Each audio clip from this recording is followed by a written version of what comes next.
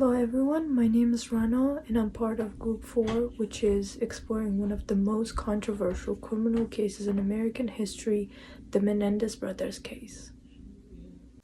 As a group, we have decided to divide our presentation into 4 sections: an introduction and overview of the case, details of the crime, the legal proceedings and trials, and finally the current status of the case and our conclusion. The case begins with 2 seemingly ordinary brothers growing up in Beverly Hills, Lyle and Eric Menendez. From the outside, their privileged lifestyle gave no indication that they would later become the center of one of the most shocking family crimes in the country. Lyle and Eric, who were 21 and 18 at that time, were charged with the murder of their parents, Jose and Kitty Menendez, an event that occurred on August 20, 1989. In their own house. This case was not simply another crime case.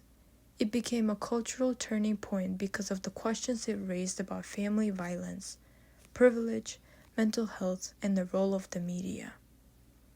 With this overview in mind, I will now pass it on to the next members of our group who will explore the deeper details of the case. Hi everyone, Paige here. Today I'll be talking about the Menendez brothers trial, one of the most notorious criminal cases in the 1990s.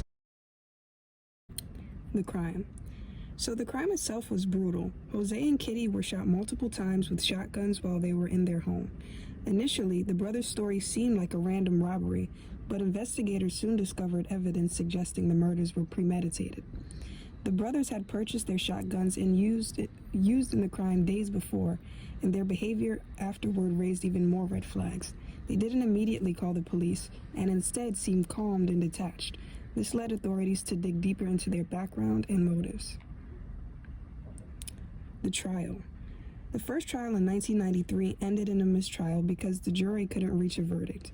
They were split, unsure if the brothers were guilty. In 1995, the case went to trial again, and this time, both brothers were convicted of first-degree murder. What made this case so public was the dramatic nature of the trial, which was broadcasted nationwide. The prosecution argued that the brothers murdered their parents for money, while the defense tried to argue that they were simply acting out of the years of trauma and sexual and emotional abuse. The motive and defense. The defense claimed that Lyle and Eric had been subjected to years of physical and sexual abuse by their father, Jose Menendez. They argued that the brothers were suffering from PTSD and acted in self-defense during the killings. Though it was hard for the jury to fully accept that explanation, psychological experts testified that the brothers were victims of severe abuse.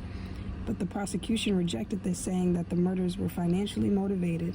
In the end, the jury convicted them of murder, rejecting the abuse claims as justification for their actions. Hi, it's Sophia here, and I will be talking about the public reaction in media. The media and the public. So my part is about how people outside the courtroom really saw the case. Since the trial was on TV so much, a lot of opinions came from clips rather than the full story. Some saw the brothers as spoiled rich kids, while others thought there was more going on at home. By the first trial's end, people were already really divided. Abuse allegations and public opinion. When the brothers talked about the abuse they said they suffered, it split people even more. Some felt sympathetic, some didn't believe them, and some believed them, but still thought that murder wasn't justified. It also shows how hard it is to prove private trauma in court. Why it still matters today. Even though the case is decades old, it still comes up in documentaries and online, TikTok, YouTube, practically everywhere. People today look at it through mental health and trauma issues, and it shows how much the media can shape public opinion. That's why the Menendez case is still being debated up to this day. Hi, I'm Masey Pickering, and I am going to wrap up what my previous group members just covered, as well as give you a quick update on where Lyle and Eric are now. As of right now, Eric and Lyle remain incarcerated at Richard J. Donovan Correctional Facility in San Diego, California. They have remained in prison since their final 1996 conviction for the 1989 murders of their parents.